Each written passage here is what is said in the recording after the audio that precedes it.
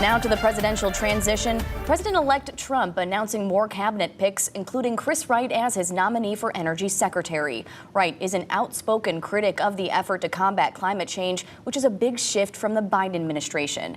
It comes as President Biden continues his visit to South America, touting his effort on climate change. ABC's Christiane Cordero has more from Washington.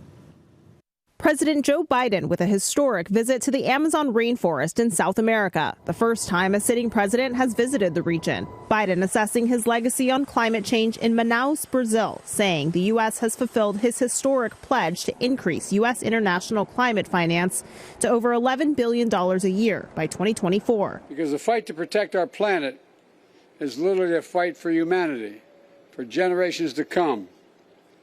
It may be the only existential threat to all our nations. The president also signing a proclamation designating November 17th as International Conservation Day. But there's a signal and policy change from the incoming administration. President-elect Trump has selected Chris Wright, a fracking executive with no government experience, to lead the Department of Energy. Wright has led the charge against President Biden's clean energy policies and has argued there's no climate crisis and that any effects of climate change are overblown. But a 2021 study published in the environmental journal Environmental Research Letters found that 99% of climate scientists agree that humans are causing global warming and climate change.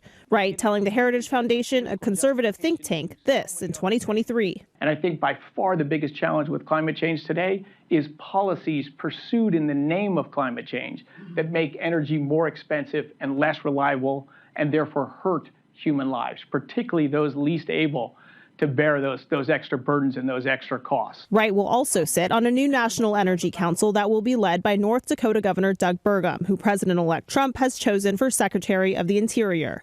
The president-elect is moving quickly to fill his cabinet nominations, announcing Florida Senator Marco Rubio for Secretary of State, Matt Gaetz for Attorney General, and Robert F. Kennedy Jr. as Health and Human Services Secretary, the latter two likely to face confirmation challenges in the Senate.